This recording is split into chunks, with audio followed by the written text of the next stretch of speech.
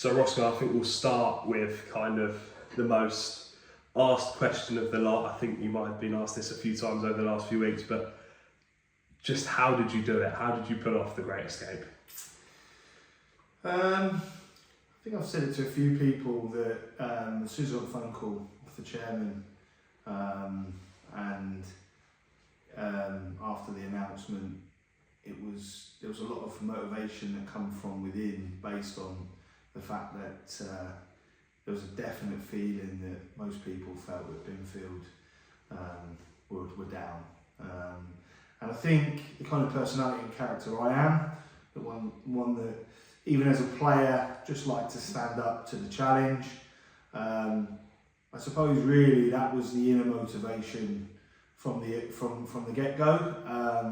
And then I think there was poignant moments throughout the journey through the Great Escape that also created other moments of motivation, not just from me, but from the players as well. And I think, that concocted together, I think really contributed to how the Great Escape happened.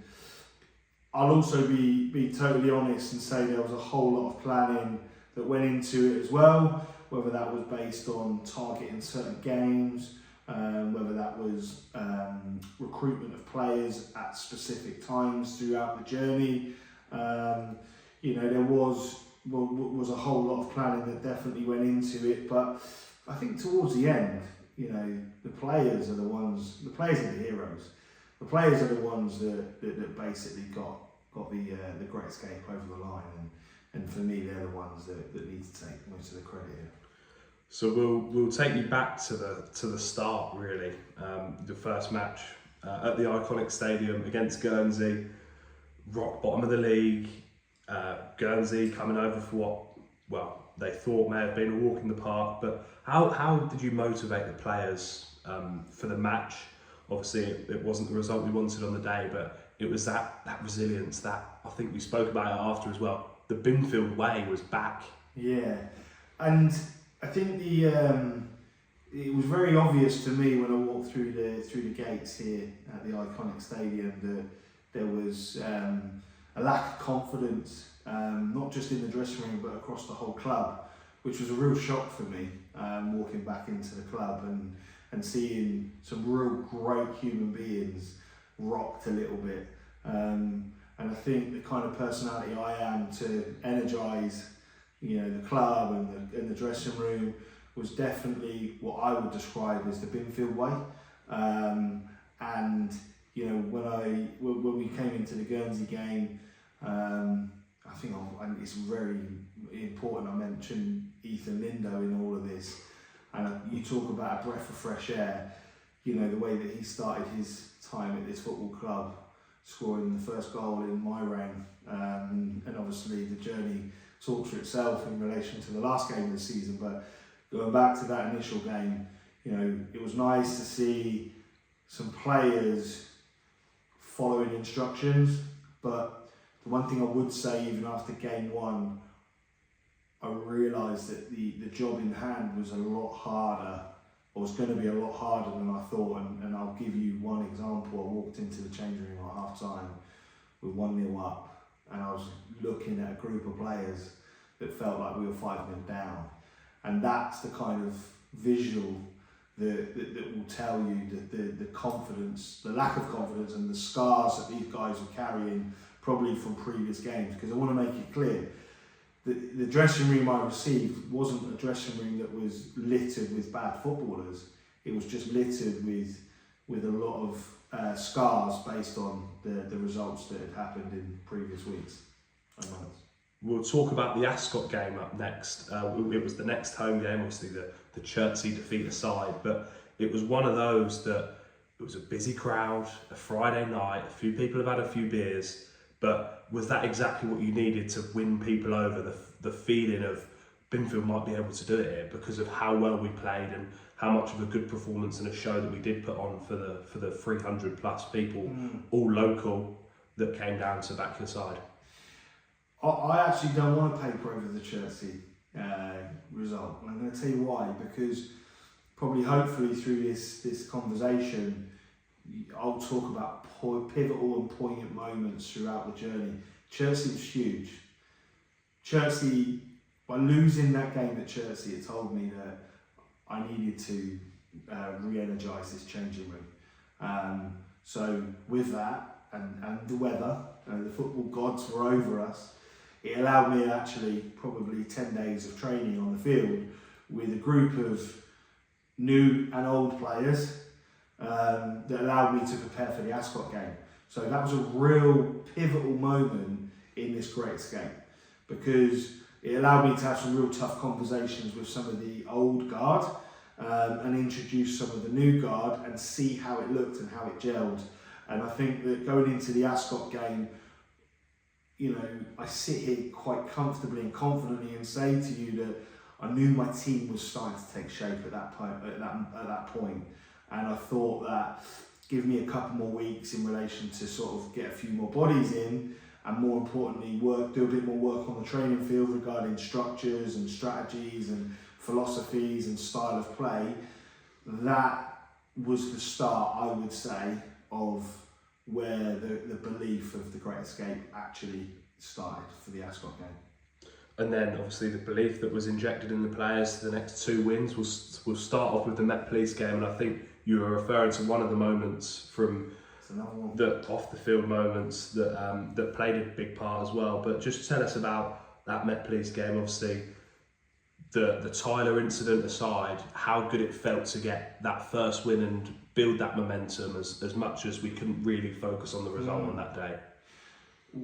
The belief going into that game was unbelievable. The Ascot game energised the changing room.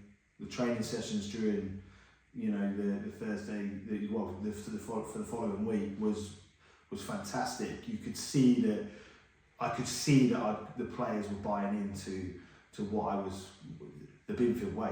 I want to be clear on that. They were buying now into what I believe is the Binfield way. They were energised, they were playing for the club, and I was confident going into the Met Police game that we were going to create that first W for the season. And you know, Ben Stallard's goal will always stand out as again a real positive moment for the season. But like you've already highlighted, you know, we introduced Tyler Cruz into the changing room, and you know, he's a fantastic character. And I think what happened to him during that game, from that moment, I knew we were locked in for a fantastic few months ahead. And how the club, I want to be clear on this, how the club come back together to save this player's life, demonstrated that the Binfield way, the Binfield spirit was never not here. It just needed to be woken up. And excuse the pun there, in relation to Tyler, you know, they saved his life. Andy Bullitt, one of my coaches, was doing CPR for over 30 minutes. You know, Shao needs a special mention, and so does Keith, and so does Bose, you know, who was part of the club before my time here, and the chairman and Dave, Connor's granddad. You know, the club properly come together to save Tyler's life that day, and I think that again that is a real pivotal moment to say to the rest of the league, without them really knowing, this dressing room's got fight, this dressing room's got spirit. And I think I used this phrase throughout my time through the Great Escape. If this club can save someone's life, then we can keep this club in the division. And I'm really pleased to say that we did both. And then the next week, Southall at home, a team fighting at the top of the table, fighting for promotion, and Binfield, rock bottom of the table still after the win, managed to get 3 points. It was an amazing day, and hopefully that's another time where people that came to back us at home were able to really realise, yeah, we're doing it. Yeah, so you talk about Met Police being the first W away from home. You know, getting that home W was massively important. And I think I just want to reiterate again about you know, the work that went into training. We focused so heavily out of possession and creating, you know, a structure that was going to be difficult to break down and difficult to beat. And the execution for the Southall game was phenomenal from the players. I want to stress that what the players delivered that day was fantastic. And you know, I speak to Max, the Southall manager, and I still say to him, wow, you know, you gave us a lesson in possession in that particular game. But like he said, you know, the way that we defended, and you know, we deserved that one chance at the end, and no surprise, Ethan Lindo's picking up a goal in time added on again. Another one that I want to pick out is the Heartley-Witney game. Obviously, that was another big win, the 4-1 win away at Heartley-Witney. Just talk us through, again, the feeling of that, obviously with Jack Matson scoring as well, defending really well, and it really paid off having him kind of in the heart of defence for that period. Yeah, I think I said then, I highlighted earlier about adding to the changing room. And Jack Matton was another one of those bodies that came in early on in obviously the Great Escape, and even through that period of Southall, he was fantastic. You know, I could probably give you another couple of games before that. So the team was growing. You know, it's not always just about the goal scorers. You know, at this point, we've now got Killian in goal. We've now got Jack at the back. Luke Wayborn's coming to the heart of the defence. We've signed a Bermudan international player playing right back. You know, the midfield is becoming more sure or astute in the midfield space, and even in the front line, we've got, you know, we've got options. In that particular day, we had Dante and Ethan. So the Heartley-Witney game was again probably an example of what this team could now start producing when they started believing, and which they already were believing. But I think sometimes there's a difference between believing and then executing. When you put those two together, I think the Heartley-Witney one was definitely a reference point throughout the Great Escape, which we used as you know, as examples of what we needed to do in other games coming up. And you talk about the Binfield way of fight, passion. Uxbridge away, 2-0 down, substitute, Ethan Lindo, I think is becoming a recurring theme here. Yeah. But Ethan Lindo comes on, he grabs 2 goals and rescues the point for Binfield. Just tell us about kind of his impact. As much as he may not have started every game, his impact off the bench was just incredible. Absolutely. And you talk about the Uxbridge game, and I think I said, we talk about the Binfield way. You know, I think one of the other messages I said with you in our first interview was about, you know, one of my goals coming in was to sort of develop personality and character in the team. And I think when you look through the course of our Great Escape, you know, I think you really start to see personality and character when, you know, you go into sort of the last 15, 10 minutes or even added time. And I think you could probably start to see from the Uxbridge game that we were starting to get some depth in what we were doing. And obviously Ethan Lindo at that point, I think he'd missed the game, which was probably the reason why he started on the bench. But, you know, he came on and he was a game changer, and he delivered exactly what he needed to do. And just touching on Ethan, you know, this is his first sort of real season at senior football, and you know, his stats and data that he's delivered, it has been absolutely first class. And you know, scoring 9 goals, and probably when you break that down into the minutes that he actually played, you know, his probably data is reading very, very strong and positive, and so it should do, because he's a top talent, he's a top player, and you know, he's contributed so much to this football club staying up. So he's, you know, he deserves the award he got at the end of the season. We'll pick apart kind of the 2 games against the teams around us, the period of Chipstead away and then Ashford at home, kind of 2 completely conflicting results against 2 other sides that were struggling. But just kind of tell us first the Chipstead game, how much of a big psychology boost was that in terms of a team around us we've gone there and we've battered them, really. Yeah, I think before I touch on that, I think we actually went for a spell between the games you just highlighted and the Chipstead game where we picked up a few draws, and we actually lost. We'd actually probably had one for maybe 5 or 6 games.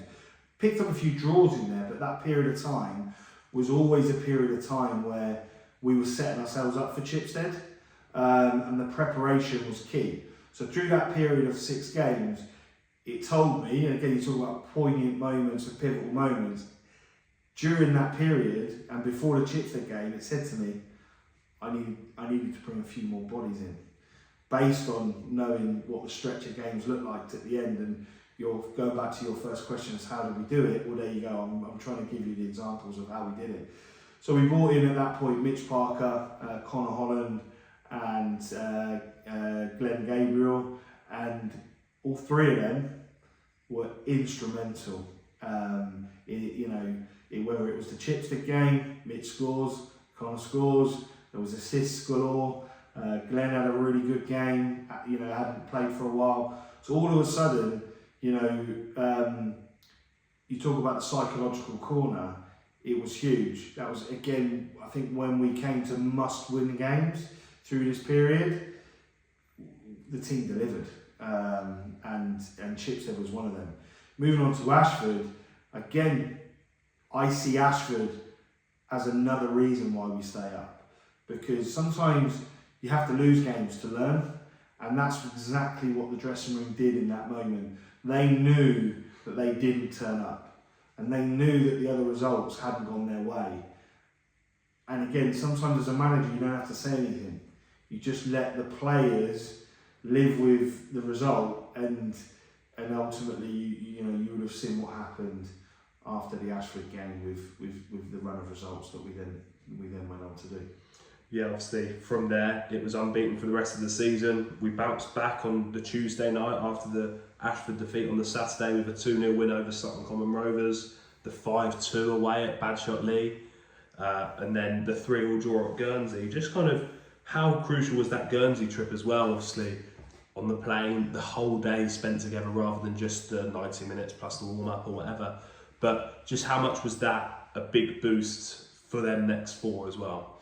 Yeah, I strangely talk, I look at other moments where I was like, this group is together. And we were due to play Marlow at home. Or it might not have been Marlow, it might have been Northwood actually. And the game was called off, but everyone stayed. Everyone had dinner together, everyone had a few beers. And at that point, you could tell that this group was coming together. So as we went into those games that you're talking about, like the Guernsey trip was just electric. The energy from the players and the staff and the people, the supporters that came along to cheer us on was just together. And again, the players were being totally accountable and owning all of those areas. So, the Guernsey result 3-3, again, the spirit to come back from 2-0 down. There's so many moments like that this team delivered, which helped us with getting to where we needed to get to. If you want to talk about the 2 home games of the Northwood and the Corinthian Casuals win as well. You obviously mentioned then the Sutton Common Rovers game and the Badshot Lees, and absolutely the Corinthians. Casuals and the Northwood games. I just spoke to you then about must-win games. All of those must-win games actually come off the back of probably some average performances. When I say average, I'm talking about what this group could deliver, and I think that was great motivation going into those games. And when you look at the amount of goals we scored and clean sheets that we had through that period, it was absolute testament not just to the starting 11, but the whole squad of players that we had. And I think through that period Tyler scored maybe 6 or 7 goals, Ethan was chipping in, Mitch had scored 4, Connor Holland had come in and scored 3, Glenn had scored 2, all of them were creating assists, Dante was scoring goals, Manu was scoring goals, so the front line was on fire. And when you're going into that sort of running of games, when you've got your front line firing, but you've also got your back line keeping clean sheets, you know that you're going to be in with an opportunity and a chance, but you're never necessarily going to be in control of what Chipstead or Ashford or Guernsey were doing through those periods as well. So yeah, that Northwood game kind of came after 5 games in a ridiculous amount of days, 12 days maybe, something ridiculously short. But that Northwood game obviously got us out of the relegation zone and set us up for that Rains Park Vale game, which could have kept us up. But just talk us through the Northwood win and how you did get your players to switch off from the Thursday, a day of recovery, and then into the Saturday game against Rains Park Vale. So I think everything comes back to preparation. I sort of said to you at the beginning about how we got the Great Escape. Everything came through what we did on the training field, the presentations, the Zoom calls that I was delivering to the players. So as far as I was concerned, as soon as we touched ground here or we were away from home, I knew that the team was ready. You talk about, and I've spoken about this a lot, how did we get the Great Escape? You know, I have to mention, genuinely, the amount of rain we had, right? This was another pivotal moment in how the Great Escape happened, because I genuinely believe having all of those games in April back to back massively helped the squad that I had.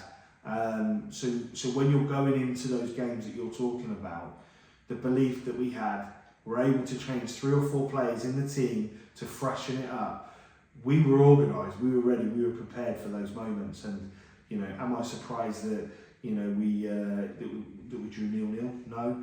You know, in relation to targeting fixtures, that was a target fixture that we hadn't necessarily had much expectation on. So you know, that was definitely a point gained. And if anything, if we the outlook of the game, we probably should have won that Rains Park Vale game. So. I did find it a bit strange talking to you after, and you didn't seem too upset. Obviously, the Northwood game had set it up that if we did win, we would have stayed up. Obviously, results elsewhere dependent, and the results did go our way. And it was a little bit strange, obviously, coming off the back of them 2 wins in midweek, that we'll be fine. We'll be absolutely fine. And obviously, the way things panned out, we were absolutely fine, and we got our point against Uxbridge. But just talk us through, first of all, the game, and then we'll talk about the moment separately. Yeah, so I was fine after the game based on the fact that mathematically looking at where we were, that put us 3 points ahead of Chipstead, meaning they had to win. And that was going to be a tough ask away from Southall. So that's why I looked at the result. And again, you talk about how we achieved it, and I use the word we in all of that. The result 0-0 in that particular game meant that we were 3 points ahead, meaning they had to win, and it meant that we could go into the game against Uxbridge knowing that we could win or draw, and we would basically create our own story by keeping ourselves up, and that's exactly what I said to all the players. Let's make sure we control the narrative, and fair play to them.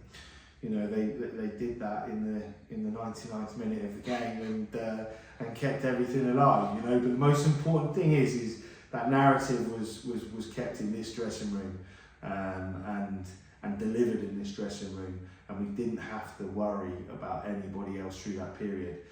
The Uxbridge game itself, again, when I look at execution, wasn't necessarily our best game. I always felt it was going to be, nervous. It was going to be a nervous sort of performance, and it definitely proved to be that. But even through that period, and even through the period of Tyler scoring the own goal and him being so instrumental and such a pivotal character through this journey, I still felt that however badly we played that day, and when I say bad, we didn't necessarily play bad, but there was definitely more that we could have delivered on. I knew that there was always going to be one opportunity, and again, I highlighted at the very beginning. As soon as it fell to Ethan, as I said, he was my first signing. He scored my first goal, and he now scored the last goal and the most important goal in keeping this club in the division, which he should be immensely proud of. And I think highlighted already, not just Ethan, but all of the players are heroes in my opinion for this football club, and completing that great escape is a huge achievement for everybody. Perfect. And kind of, we haven't really spoke about off the pitch in terms of Andy Cotton bringing you in all the way back in December. It feels like a lifetime ago now after everything that's happened over the last 4 or 5 months. But how pivotal was him selling you the project? I don't think he had to do much. Having been at the football club in the past, running and managing the reserves, again, was really proud when Roger brought me in. And even though obviously Andy was the one that made the phone call, I already knew a lot of people here at the football club, and even in my time in the past, it made my decision easier because I knew that we had a successful reserve side. We won suburban. We were playing in the Suburban League and we won the cup at that point. So we had a successful team at that period, and the club were fantastic. So in relation to making the decision, it wasn't really a difficult conversation. It was, Roscoe, what are you doing? Yes, I'm in, let's go. We obviously discussed the project, and he made it clear that he wanted the club to stay in the division, and I think I said in one of our last interviews, there you go, Andy, we've done it, buddy, we've done it together. Perfect. And just on a personal level, just kind of tell us what it means that you've been the man to keep the club in the division. And I think you said it in a social media post after. The club's never been relegated, and you're glad to keep it that way. So just kind of tell us on a personal level how much this club means to you and how much it means to have kept them in it. Yeah, I'll speak about pivotal moments, and and I'll touch on what your question was, but another pivotal moment was the 13th of February where we were playing Uxbridge, and we were meant to play at home, but the weather and the rain meant that we ended up playing at home in the last game of the season. Another huge moment in my opinion through this period of time. So you're asking me now how it felt for me personally. It felt great that we were at home in the last game of the season. I always felt it was going to go down to the last game of the season. So for us to do it on our home field was again another point in the right direction for us to achieve what we achieved. And I am immensely proud of all of the work that's gone into it. But as I think I've highlighted a number of times, this has been a huge team effort. And whether it's, like you say, it's the management team or the committee team, the media team and yourself and Ollie, the kit men in Rob and Reese, the physios, the showers brought into the club, my management team. Bully's been instrumental in making sure that the work that we were doing is delivered, bringing Charles in to do the goalkeeping, safe pair of hands, really massively, hugely developed Killian through this process. And then there's Bose, the stalwart that's been here from the start of the season, and it's been a huge team effort. So as much as you're saying, how do I feel? It feels great that everybody has contributed to keeping this club up, and I know that, and I said it in the end in my programme notes, it's a moment and a memory that we will all share together wherever we are in our football lives, and it will always put a smile on everyone's faces, and that means more to me than anything else, to be honest with you. And I'm so proud of keeping this football club in the Isthmian League.